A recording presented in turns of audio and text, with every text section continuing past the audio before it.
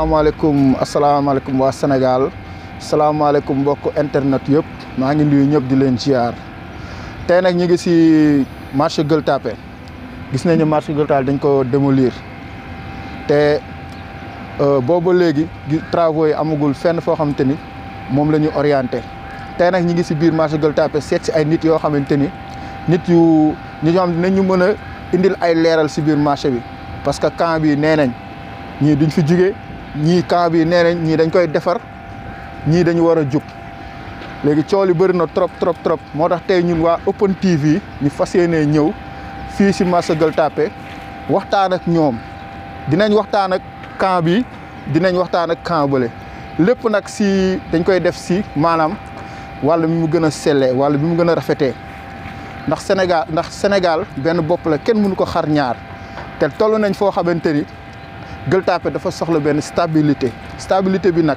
marché Gueule Tapée bi bokk na si li ñu ko war a mën a may. affaire Gueule Tapée la ñun ñëpp ñoo ko bokk waaw léegi dañ leen bëgg a indil ay leeral si marché Gueule Tapée ndax jotaay boo toog ñii nee nañ marché bi am na coow ñii naan amul coow ñii naanaan affaire politique daf si rax ñii naan lii daf si rax léegi nag ñun dañoo ñëwoon tey pour def ay leeral ñu dem si biir nañ fi fekk ay gars yu responsable gars yi xam ne ñu mën a indil ay leeral asalaamaaleykum gars yi ayca.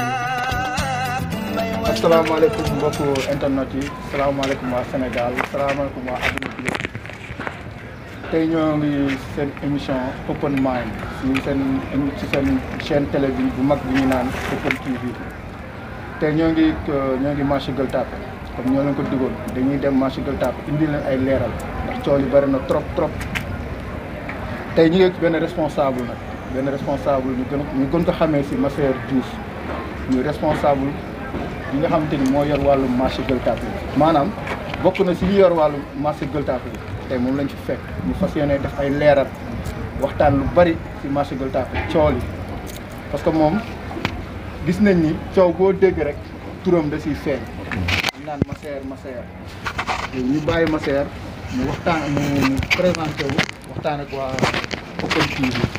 asalaamaaleykum waa Open TV maa ngi leen di nuyu yéen ñëpp di rafetlu nag wax ndax dëgg yàlla dem ba diggante Fass Gueule Tapée Médina ñu am fi sunuy rakk yoo xam ne am nañu initiative bu rafet bi ñuy ñaan yàlla lii ñu dugg mu raw seen njort ba ñu am ci loo xamante ni dinañ ci gën a mën a gis sunu bopp.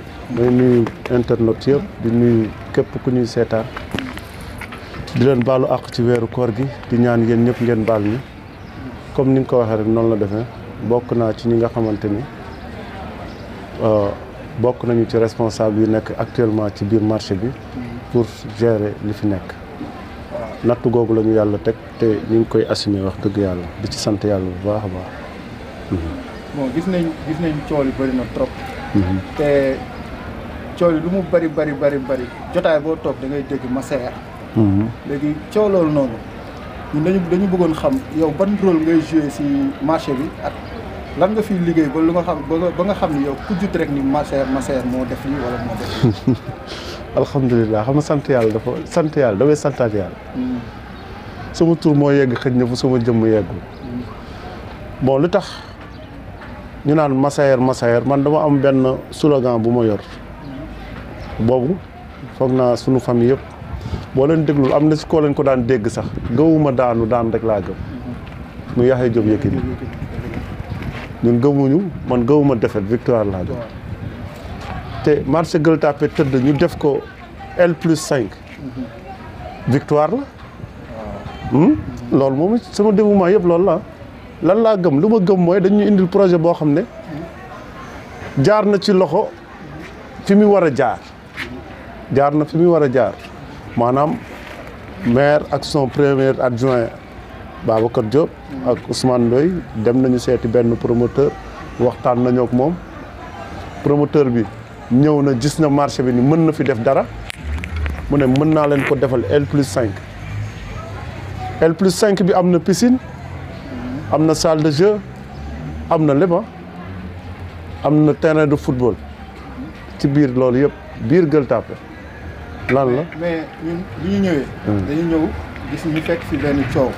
parce que lépp li nga may rappeler gars yi ñun faruñu ci mairie bi faruñu ci public bi. ci basse classe bi. ñun li ñu tax a jóg rek. mooy dëgg. ñu xool fi dëgg féetee parce que Gueule Tapée toll na foofu instant coow li bëri na trop dañu xool fi dëgg féetee ñu mën a trouver consensus parce que lii arrangé wul kenn. léegi ñu bëggoon xam ndax waxtaan ngeen ak gars yi parce que bi ñu ñëwee dañuy gis gars yi coow ba saaga sax jib na fi. ñu bëggoon xam gars yi lan moo leen metti. waaw lan nga leen def ba ñu lay. non ñi metti lii saaga mooy comme li ma wax rek sànq li sama rakk ji wax ma Cheikh ku boog bukki xaj mbaw la parce que dañ ne woon diggu marché bi kenn du ko mës a daaneel.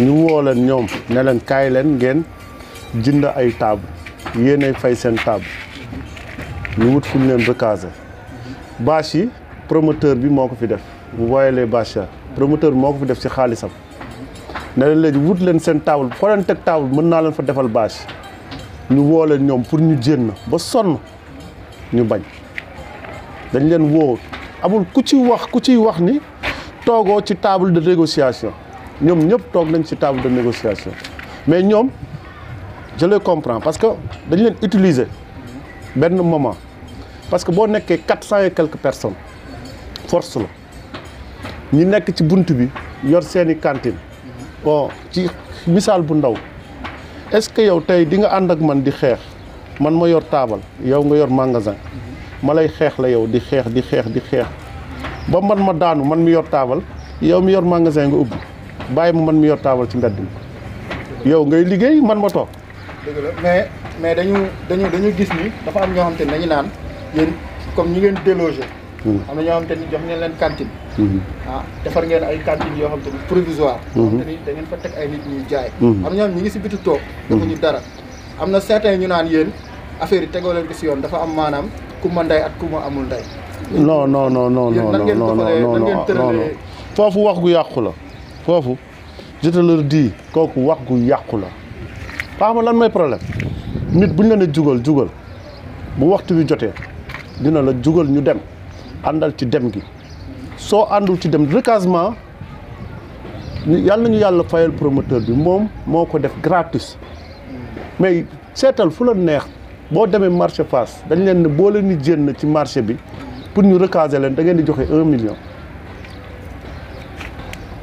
marché Fass waaw léegi ñoom ñëpp ku ci nekk da ngay fay balaa ngay jotaat sa cantine mais fii dañ leen ne kaay ñu liggéeyal la duñ la doo fay doo def nara bu ñu paree ñu joxaat la sa cantine ci merci ñëw leen ñu recaser leen ki defar 300 et quelques cantines xam nga 400 et quelques joxe ko gratis kenn fayul courant rek ngay fay 10 000 francs pour mu recaser même pas 30 personnes wala 40 personnes c'est facile mais ñoom dañu dokkoon ci benn guerre boo xam ne guerre bi moo leen mënee tey gi fi ñu yegg si nii. mais ban guerre la. guerre bi mooy du ñu jënd marché bi mënu leen fexe ba ñu jënd marché bi kenn du ko tabax marché bi nii mu mel nii baax na ci ñun bàyyi leen ñu ko nii.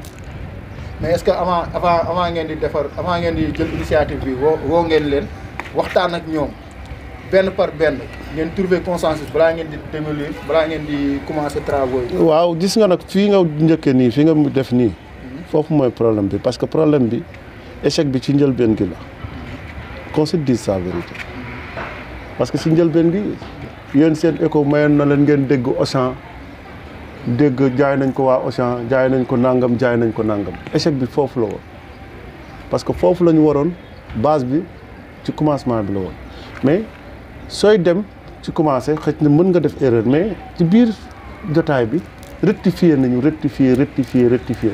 mooy li ma la wax léegi ñi ci ëpp ci ñoom déjà toog nañu 400 personnes bu 40 décès ñoom ñoo la ko wax bi ñuy wax léegi 30 xam 40 personnes des waaw xam nga kon genn wàll gi dem nañu li leen ko yóbbee man du ma leen ci blâmer te du ma leen ci mere xam nga ndax lan dañu leen dugal ci benn nuage boo xam ne ñi leen ci dugal actuellement mooy li may wax tey gi cantine yi ngeen gis ñu ubbi ci kanam man du ma ànd ak nit sama moroomu gor mu may xeexle di ma xeexle di xeex ba daanu ba rëppel def 4 appuis man ma jug taxaw nekkaat ci sama activité damay fas yéene yëkkati sama moroomu gor boobu ba mu jug taxaw ma nekkaat ci leneen. kon da nga bëgg a wax foofu ñoom seen biir déggoowuñu. non déggoo nañu parce que li leen indi tey gii erreur bi mooy groupe la woon. groupe waaw groupe buy xeex bu ñenn ñi daanoo mais groupe lay doonaat ba léegi dañuy taxaw ne kaay leen dem ñu jàppale suñu mbokk yi ñu liggéey mooy maire yi nga gis fii tey gi te effectivement ay mag lañu 1 mois liggéeyuñu neexul ci biir kër te ñoom ñooy daw di yóbbu seen njaboot suñu priorité nag mooy ñu recaser la ñu liggéey te recaser bi nag benn problème kese lañ ci am te amuñu problème recaser bi on n'a pas de problème préfet signé na fi ñu war a recaser bu ma soriwul woon mi ngi sama portable mën naa la ko woon maire signé na ko ñëpp signé nañ ko mais y a certains des riverains mi ngi nii ça fait le compte arrêté bi mi ngi nii arrêté bi mi ngi nii arrêté bi lay wan ni am na fu ñu leen mën a recaser temporairement ba ñu pare marché bi mais on se dit que ni dafa am certains pas ñëpp parce que il faut pas que ñu tirer ci benn nit pour lor 50 personnes bul tirer ci kenn pour lor 50 personnes parce que tirer ci kenn mooy li ngay wax sànq Massaër dafa am xalaatu boppam man kenn fayuma encore amul mën naa yëkkati sama loxo nii taxawul ci kaw ci internet lay waxee. kon kenn fayul. kenn fayuma.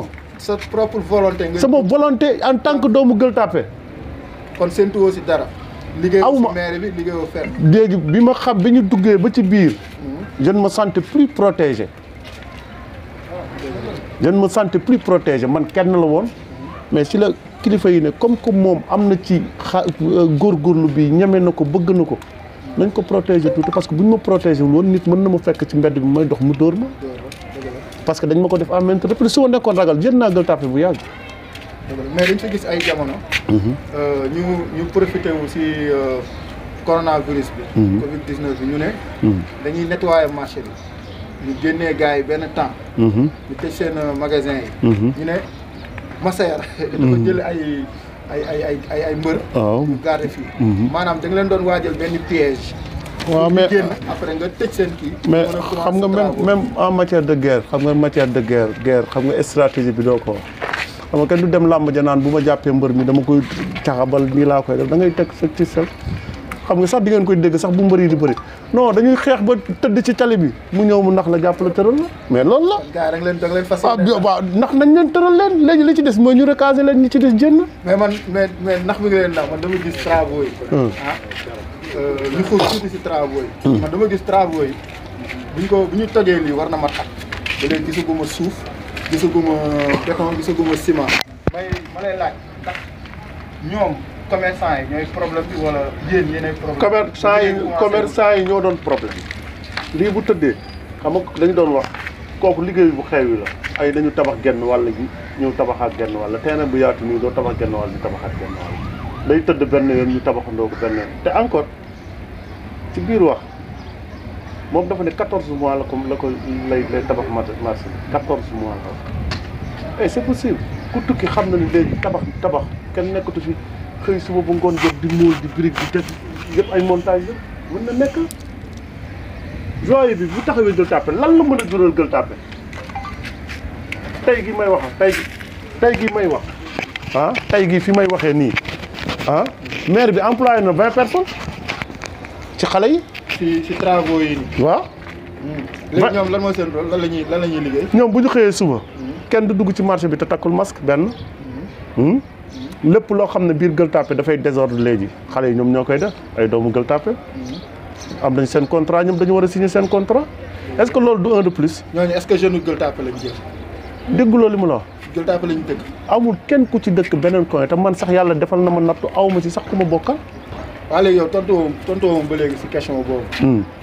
liggéey bi lan lay xaar ba commencé. liggéey bi li muy xaar mooy marché bi yëpp tëdd mu démarré. léegi marché bi lan moo ko teree tëdd gars yi dañoo bañ wala. non dafa am bi passé ci ay négociations comme sunu maire chaque jour il négocie moom xëj na melul ni ñu ci des moom bëggul lor xëj na nit man loolu laa koy jàppee lor laa koy tuddee mais ñoom ñi muy may ñooy lor nit ñi parce que ñoom la négocier may leen benn délai de 15 jours pour ñu trouver consensus pour mën a jënd libérer cantine 15 jours yi bu passé on va passer à l'action.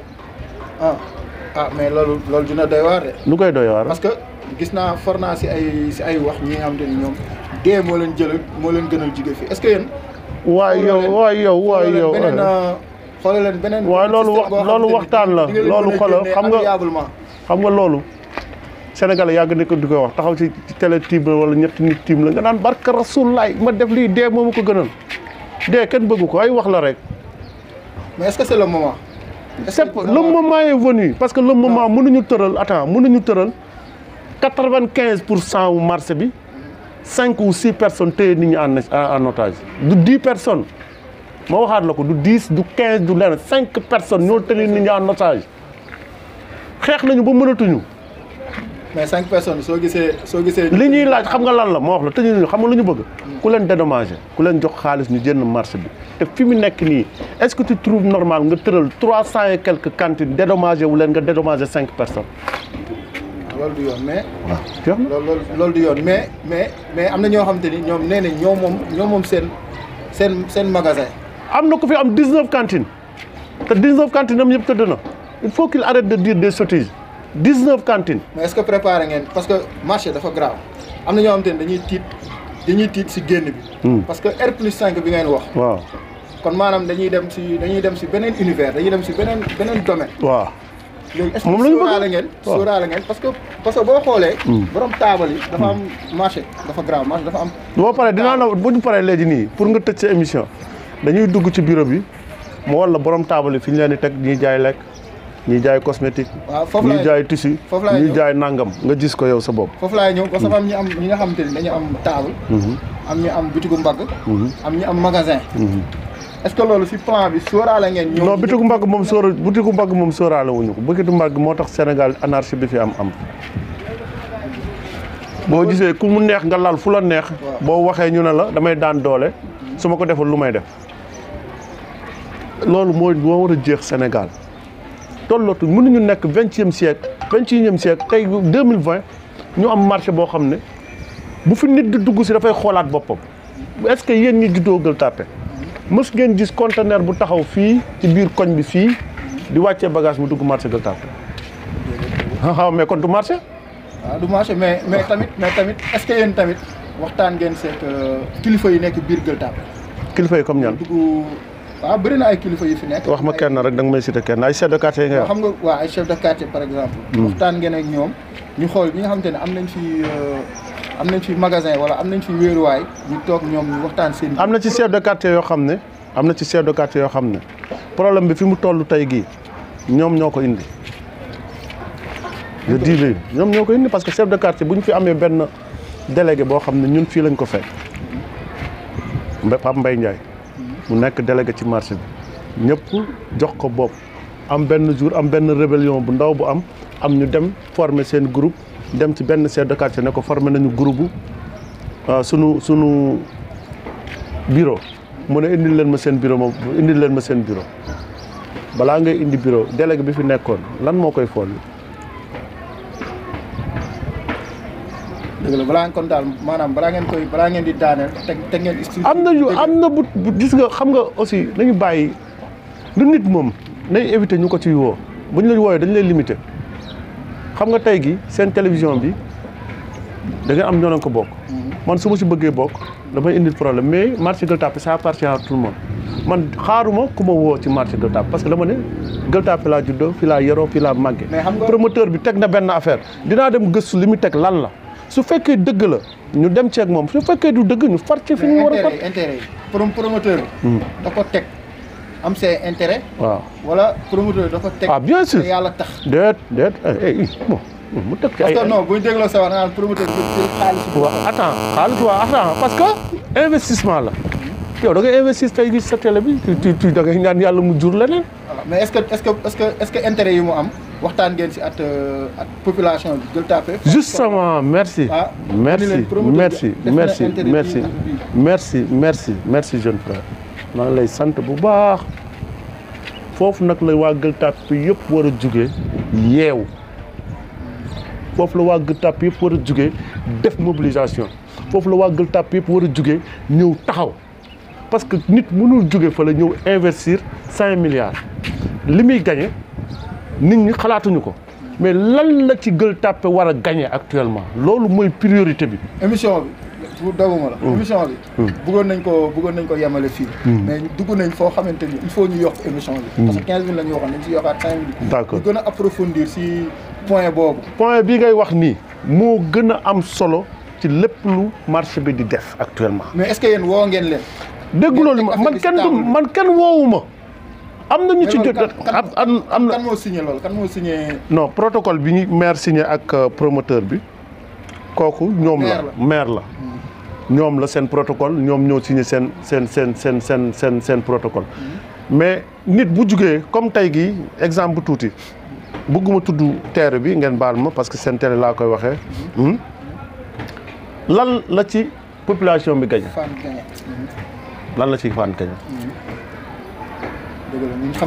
xam ngeen ko waaw léegi li ci Fann di gañe kan moo ko dox doomu Fann yi ñoo def benn bloc dama leen ci naw dama leen ci grand yooyu ay grand noble ñu ngi noonu dañu jug sol seen dàll song teeru bi lu teeru bi di teg ci kaw table bi da koy day sóor Fann fii Gueule Tapée nag xam nga ban nattu la ñu am ay dóorkat ku nekk da nga naan sama il faut qu'on évite de dire sama marché Gueule Tapée ça appartient à tout le monde man du ma ñëw jege promoteur bi sama yoon nekkul ci promoteur bi man li ma intéressé xam nga mooy lan que bijou bii mu teg fii lan la ci Gueule Tapée di gagné ak lan la ci Gueule Tapée di am li ñu dal teeru bi wala di dal neneen feneen bañ ñu dal tey gi fi gën a tuuti mooy li ma la wax sama di wax mais may nañu tey 20 xale yu commencé liggéey léegi bu ñu demee ba ci biir ñu am yeneen 100 xale yu commencé liggéey ban poids la ñuy teggi ah école yi fi nekk nii promoteur dafa am lu mu ci war a def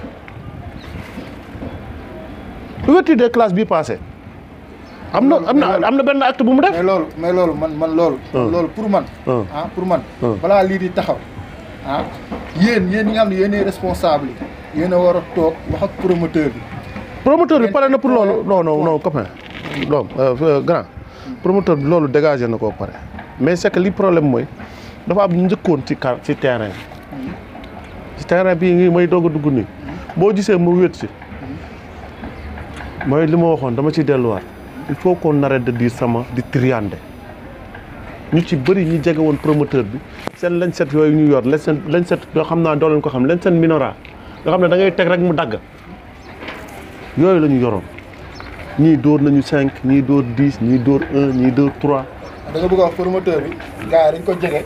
dóor ba mu sonn mu arrière. déedéet arrièreul de bu arrièreul tey gi duñu yegg si fii mais dafa yeewu dafa yeewu ci gardam ci riverains yi ko njëkkoon jege nit ñi ko njëkkoon jege ay xeexuñu pour intérêt Gueule Tapée man tey gi maa ngi dégg Gueule Tapée ñu ngi may saaga ñu ngi wax mais tey gi exemple bi gën a tuuti bu affaire bi sottee ba sotti ba ñëpp commencé di ci gis est-ce que man dinaa ci am baat du ma ci am baat autorités yi ñoo ci am baat mais l'essentiel mooy dara du jënd Gueule Tapée tant que sama bakkan bi may na ma ko non dara du jënd Gueule Tapée waa Gueule Tapée ñoo koy bokk. mais intérêt bi Gueule Tapée doomu Gueule Tapée di nar a am si chantier yi. bëri na. trop. même travaux yi. liggéey beeg yëpp liggéey bi war nañ mën a jël ay jeunes Gueule Tapée. yëpp liggéey dégguloo 20 ñu ngi commencé nañu. yooyu yëpp pare ngeen teg ngeen loolu. loolu yëpp tegu na de côté loolu yëpp tegu na. kan ngeen ci waxtaanal chef de quartier yi ngeen ci waxtaanal. wala non attends de me dire des chefs de quartier là attends il faut pas que tu me dises les chefs de quartier. mais ñan ngeen ci waxtaanal. jeunes Gueule Tapée yi lañ ciy waxtaanal. am na xam nga tey gi mooy li may wax man su may séddale sama yaay laay njëkk a xañ. man su may séddale sama yaay sax daf ma ciy mere. sama yaay amul déedéet su may séddale dégguloo 20 xale ñu ngi fi bu ñu taxawoon tey gi nga ne kenn loo bokk ak Massaer dana naan bokk ma ak moom dara seen yaay yi ñoo may sollicité mën na ko indil. léegi kii bi comme par exemple travaux yi nga xamante ni kii bi def na ko jot na ko def mooy promoteur bi. est-ce que jeune Gueule Tapée moo defar cantine yi wala dañuy jëli nit feneen indi ko mu. bi ma dugg see man jeune Gueule Tapée laa xeex ba ñu ñëw waaw première fois gardiennage jeune Gueule Tapée laa xeex ba ñu ñëw fi rustoo ma di bien ñu ñëw fi gàcce lañ ma teg bii pas dugal naa samay doom samay rakk yàlla dafa def sax groupe bi ma am ñu ngi commencé am complicité suñu biir waaye lañu ñu ngi commencé di liggéey normal ñu ngi commencé suude ñu ñaan yàlla mu continuer te groupe bi ñuy liggéeyal nii dootul tas c'est impossible maire da koy valider bu ko valider bu jeexee contrat yi da koy renouveler waat du ko tas parce que continuité la war a nekk parce que ñun mosuñu gis yéen est-ce que mos ngeen toog ba ci yàgg ngeen gis ay xale yu Gueule Tapée lu mat 20 personnes di liggéey ci maire Fass Colobane Gueule Tapée waaw mais attends kon am na lu ñu nit ñi di xeex man xam nga nit ñi dañuy wax Gueule Tapée sans maire Gueule Tapée sans nangam non problème bi du maire comme nit ñi di wax yëpp ceeb yi ñu war a jox non ay ceeb lan mooy ceeb xam dama ko wax ci benn live bu ma def xëy na bokk ci émission bi ñaata cadre ñoo nekk diggante Fann ak Gueule Tapée ñaata cadre ñoo fi nekk mais dañu poser benn question bu ndaw benn réflexion bu ndaw lan moo tax cadre yëpp yi nekk diggante Fass Gueule Tapée ak Fann xëy na Fann sax ñi ngi dem mais Gueule Tapée tenir seen mais toog taxaw léegi yow man si bi ma jàngatee sa wax si kaw comment du début à la fin dama si jàngat nga ni dafa mel ni da nga ni jeune Gueule Tapée dañuy toog croiser les bras ñëw ñu saytu ñu lii seen yëf la dugal si seen bopp dugaluñu si seen bopp gisaguma leen mën na am na ci ay jeunes yoo xam ne am nañu waxtaan ak ñoom parce que am na phase boo xam ne phase lu ci nekk aussi dafa am nu ko nit mën a defee xam nga tey gi boo nekkee ci préparation pour bëre am na ku mën a ñëw taxaw sa wet bu ñu demee ba phase su teggi sa ngemb am na kuy ñëw taxaw bu desee lu des phase su dem bëre gi am na kenn kuy ñëw taxaw phase bi ñu toll nii xëj na man maa fi nekk mën naa dugg di jënd am na yenn yoo xam ne mën naa ko supporter mais am na ñeneen ñoo xam ne dinañu organiser wu de notre façon ak beneen côté boo xamante ni dinañu jéem a xool naka la ñuy jëlee ci kanam bu ñu commencé travaux yi CV xale yu jigéen yi xale yu góor yi intérêt bi ci Gueule Tapée war a am nañu boo xam ne seen jàng yegg na foofu xam nañ ko dañ ko jël. léegi man may profité wax ak jeune Gueule Tapée. ñu leen grand bi nee na la yéen ñëpp ngeen mobiliser wu ngeen ñëw jàpp si liggéey bu commencé am na ay dina mën a am maçon. électricien. am na ay travaux yëpp lépp luy travaux bâtiment. ñu ngi si biir. lu ñëw indi seen CV. waaw léegi li ñuy ñaan mooy liggéey bi am. est-ce que liggéey bi dina am yow est-ce que am nga si yaakaar. xay yàqin. yow mën nga ñu jox délai ni liggéey bi. wax day wóor de ma wax mukk na la délai suba mu confirme kañ la kii feebar bi di dugg ban heure bii ñuy wax nii am naa ci seede bu fekkoon ni commerçant yi jëndoon nañu bu yàgg heure bi fekk na marché bi à moitié tabax nañ ko. salaamaaleykum wax ji leer na nañ dañu bëgg Gueule Tapée nekk benn ñëpp àndandoo ndax lii suñu budget la ñu ñoo ko moom. ñu xool ni ñu koy jëmalee kanam parce que coow li bëri na trop te coow jigul dara jigul nit jigul kenn les grands. dañ lay jox benn temps nga jël waxtaan ak nit ñi. man damay def sa mot de la fin résumé.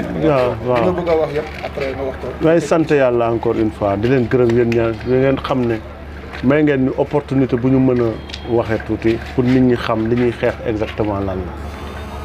nekkuñu fi parce que sama intérêt la nekkuma fi parce que dama gis dañ ma defal benn affaire boo xam ne dañu ne fii ak temps bi Massaer di nga ci am nangam non moo koy waxaat sama loxo ci kaw ku gis ni fay nañ ma wala nangam nañ ma na ñëw ne mi ngi nii lekk na fi nangam fay nañ ko nangam amul sama ngor moo fi bàyyi nekk fils de Gueule Tapée digne nekk nag doomu Gueule Tapée li tax nag ma engagé wu ci xeex bi parce que dama gis Gueule Tapée bi ma jugee Italie ñëw am na ñu bëri ñu naan mënatul dellu Italie bon Italie ñi fa bëgg toog nañ fa toog man bëgguma fa dem li ci gën a am solo mooy bi ma jugee Italie ba léegi je vois que ni Gueule Tapée dafa am recul parce que chaque jour y a les mêmes personnes ñooy nekk ci soos yëpp dañuy am recul chaque jour parce que tey gi bu ñëw boo ñëwee ma ñëw même chaque jour ñuy gis même nit ñi du ñu am avancement te Gueule Tapée dafa taxaw benn place actuellement commerce du dara loo xam ne mën nga ko fi gis nga ne Gueule Tapée mi ngi dem te bu njëkk da nga doon gis ci sunu maam yi nekkee solidarité bi nangam bi mais léegi dafa mel ni kenn xamatul lan la parce que mënuñu am joyau bu mel nii am ci ay doomu Gueule Tapée yoo xam ne dañuy taxaw di xeex joyau bi te ñu xam njëriñ bi mu mën a jur may ñaan ñëpp nag porte yi ubbeeku na soxlawul Massaer soxlawul keneen porte yi ubbeeku la nañu ñëw jege si bu ñu jegesee dinañ xam li ci nekk lan la li ci nekk yëpp dina leer ci seen bopp te bu boobaa ñun ñëpp a koy bokk ma leen di gërëmaat di sant ñëpp di gërëm aussi du ñu jeexal wax gi te gërëmuñu du gërëm parce que ñoom ñoo ñu indil liggéeyu marché Gueule Tapée maire bi la jaar Ousmane Ndoye avec son premier adjoint Babacar Diop ci ñoom la jaar pour mu ñëw ci ñun mënoon nañ ko yóbbu feneen yéene gi ñu am nag ba indil ñu lii suñu biir koñ ñi ngi ñaan yàlla yéene googu yegg mu jëriñ ñu ñun ñëpp lépp loo xamante ne nag da ci nar a am comme gàllankoor yàlla nañu ko yàlla teggil mu doon suñu joyau ñun ñëpp man mi ciy xeex mën naa am du ma fekkee fin bi mais l'essentiel na ko nit ñi jëriñu loolu laay ñaan yàlla di leen gërëm di leen sant di leen ziar lu bëree bëri. waaw moo ngi nekk nii lii mooy façade 6 façades yi nga xam ne mooy séq marché bi après. maquette bu marché Gueule Tapée bi mi ngi nii am construction maquette baa ngi nii kii mooy phare bi quoi voilà L+5 lay doon soo xoolee nii mooy allée bi 2 voies jógee Sam vers Soumbédioune voilà côté pharmacie bi moo nekk nii mi ngi nii actuellement nii marché bi gars yi ñoo décidé ne dañ koy moderniser.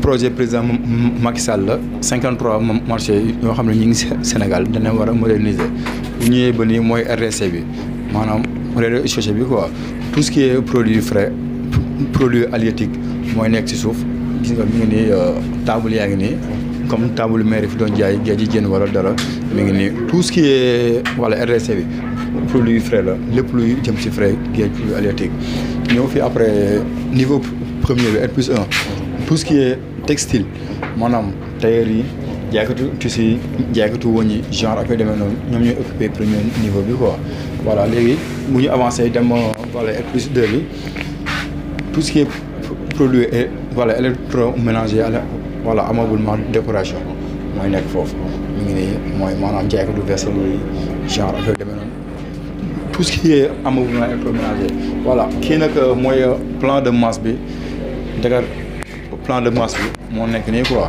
kii mooy plan wu terrasse bi la mais bref loolu mooy dernier kii bi bureau bi moo xaw a xal moo tax gars yi organisé noonu lii lépp plan façade yi la quoi plan façade B bi mi ngi nii façade 3 bi première façade bi moo nekk na le mooy moom laa leen wan sànq su ma dee bi wax deuxième façade bi troisième bi nekk ni voilà tout ce qui est restauration loisir salle de jeu yi voilà espace de détente football quoi waaw mais loolu si terrasse bi la quoi terrasse bi plan terrasse bi waaw mi ngi fële duggagul mais après mën naa la jox maquette bi quoi ci kaw terrasse bi foofu mooy grande surface bi boo xoolee maquette bi mi ngi nii day am terrain football piscine ak salle de jeu pour xale yi def ay genre console wala terrain tey delluwaat ginnaaw fu ñu ñëwoon sànq R+3 bi moo nekk nii tout ce qui est voilà téléphone informatique matériel informatique multimédia moo nekk niveau 3e bi mi ngi noonu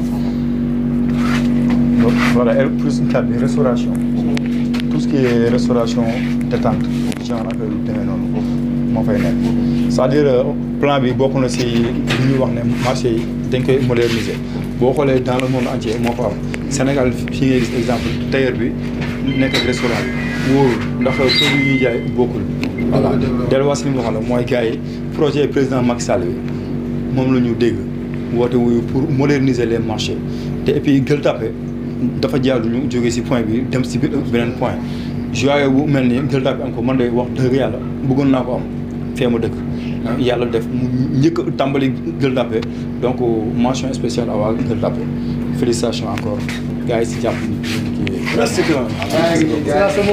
mais fii mooy bureau bi man suis agent municipal simple agent municipal mais may présenté gars yi voilà bàyyi leen foofu man la kii mooy doyen Thiam moom mooy responsable marché bi actuellement ñun ñëpp mooy sunu kilifa. fii yaa Ibnu moom it agent municipal la. ici yaa Chérif moom it agent municipal la ñoom ñëpp ñu ngoog te li ci gën a métti nag xam nga mooy lan ñoom ñu séq projet bi actuellement nii kenn dëkku fi Gueule Tapée te ñoom ñoo ñu gën a bëgg projet bi mooy comme li sama frère wax léegi rek su sañoon am projet bii ci biir këram ñu ñaan yàlla nag yàlla yeggal ko ci jàmm yéen it ñu leen di gërëm bu baax ñu jox doyen Thiam mu sàdd ci ñaari kàddu ngeen teg. man damay gërëm rek parce que toujours bu fi ay journalistes ma see ñëw damay bàyyi xale yi doxal ko parce que soo yoree ay xale ba vraiment ba initier leen ba nga xam ne ci wàllu administration bi vraiment macha allah da nga leen di bàyyi toujours ñuy diriger mais comme ni ko Moussa waxee rek noonu la demee Gueule Tapée lébu yi la dëkku lébu la te bu ñu indee projet bu mel ni nga xam ne ñi dañ ciy def promoteur bi def siy def par exemple une somme de 5 milliards du lu Gueule Tapée war a caaxaane kooku Gueule Tapée dañuy war a jël seen matukaay ba nga xamante ni projet bi day jëm kanam ba nga xam ne bu réussir vraiment Sénégal si boppam moo si gagné. comme que nag suñu président si boppam moo bëgg ñu defaraat marché yi may ñaan yàlla rek suñu marché bi yàlla nañ ko commencé si bisimilahi rahmaani rahim génn si alhamdulilahi rabbil alamin vraiment ñëpp a kontaan. kii di maire bi mooy Ousmane Ndoye moom mu ngi si waslu axam pour que vraiment ñu commencé li kim ko dénk tamit muy Babacar muy premier adjoint vraiment ñoom ñëpp daal man mi nga xam ne man lañ affecté fii dénk ma xale yi dénk ma marché bi gërëm naa ñëpp sant naa ñëpp gërëm naa ñëpp sant naa ñëpp maa ngi ñaan yàlla yàlla nañu yàlla kattanal surtout. waaw mbokku téléspectateur mbokku internet yi gis ngeen li ñu fi jëlee maanaam wax ji leer na ñëw nañ fekk nañ fi grand bi expliqué nañu lu bari ñu leen di xamal nii nag ñun faruñu fenn faruñu si maire bi faruñu fenn. intérêt Gueule Tapée moo ñu tax a jóg bu ñu jógee fii dinañ dugg si commerçant yi déglu leen ñoom ñu wax ñu dégg bu ñu paree bëgg nañ dem gis monsieur le maire wala adjoint maire wala beneen responsable lépp pour am si ay leeral rek waaw di leen gërëm di leen siyaar ma leen di rappeler nag bu leen fàtte mesure de prévention yi feebar bi day rey gars yi nañu gën a raxasoog saabu boo amul un gel antiseptique da ngay sol sa masque te nga toog sa kër li la gouvernement bi wax ministère de la santé na nga ko wëyee soo bëggee mucc si feebar bi waaw léegi maa ngi gërëm ñëpp ñu ngi woon si émission Open Mind ak seen télé bu mag bu ngand bi nga xam ne moo mën si télé yi moo gën a rëy si télé yi mu ñaan télé Open TV waaw ñu ñaan yàlla Sénégal jëm kanam peace out